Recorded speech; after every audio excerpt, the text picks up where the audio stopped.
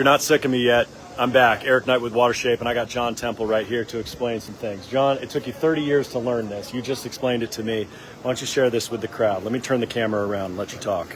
So yesterday we did the spa, and this is Jamaican Mist Hydrauzo, which is a green color, like a seafoam green. Well, if you look at it right now, it's pure white. Yeah, I don't see any tint of green. It almost looks like baby blue in this sunlight, but yeah. Well, when we got here this morning, there was still a lot of green in there. And the inside radiuses, well, what that is that's the latents hadn't come through.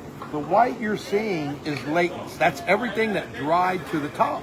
So these are the minerals that come out to the top, and they turn that white crust on it. Yes. And that is why you acid wash a swimming pool. You don't acid wash a swimming pool for exposure. You acid wash it to get rid of this latents.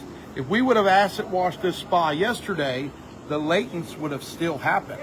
You would have left and it would have looked good. And then it would have come out later. And you would have, it would have came out later. It has to dry. And it's not going to dry underwater. It will come to the top, but it takes a lot longer and you get blotchiness. That's why this pool, the deep end is done, and you can see it's blotchy. That means if it's blotchy now, that's not when we're the time to expose it with muriatic acid or other chemicals to chemically remove that latents. You have to wait until it's pure white. Like these tops, they're pure white. Those are ready to chemical rinse to where you can see them finish and get rid of the latents. But that white you see, that in our industry, if this was a pebble pool, that white would still be on top. You have to let all that white come up, then get rid of it. And then that white is why we've been doing hot startups, because we didn't wait for it all to come up to the top. We got in a hurry.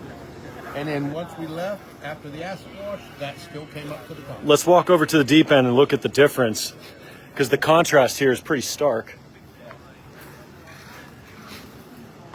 This is the shady side of the pool, and the shady side looks very, whoa, I almost ate it. OSHA certifications. Don't trip on the grid. That could have been bad. All right.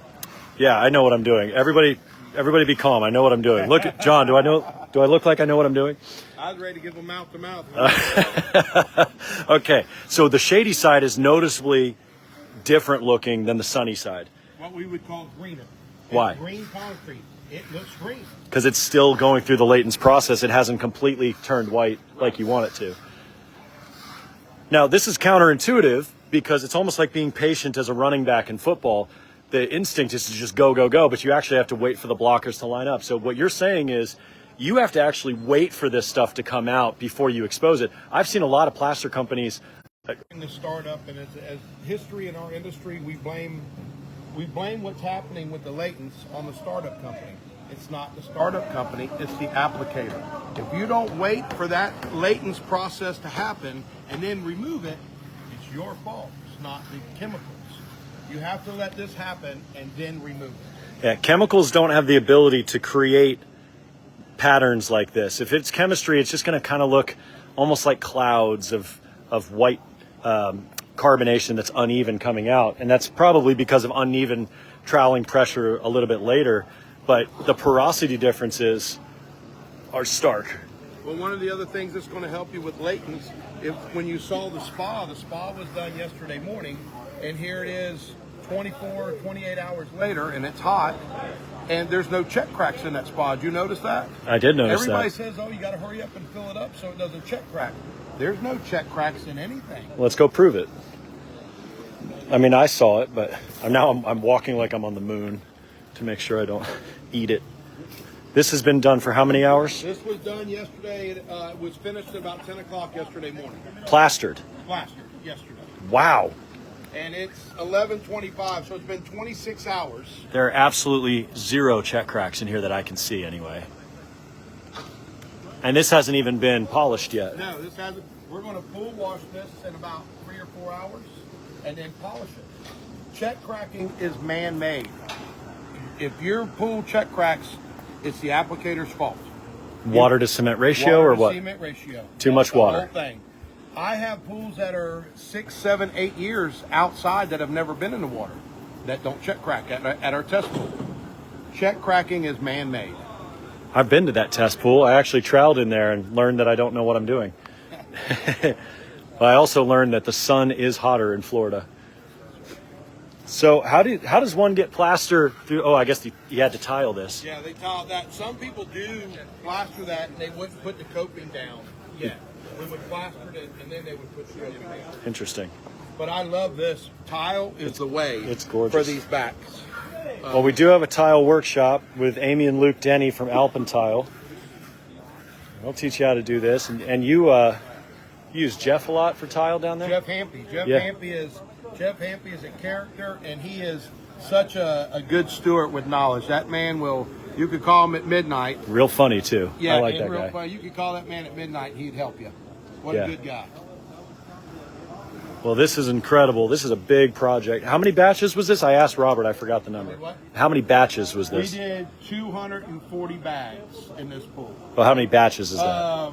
Roughly. Some people, they have different batches. Okay. So we used 10. That would be 24. That would be about 30 batches So, for us. Oop, what did I do? I pushed something. Oh, I turned it around. Oops. Yeah, good. I'm real professional.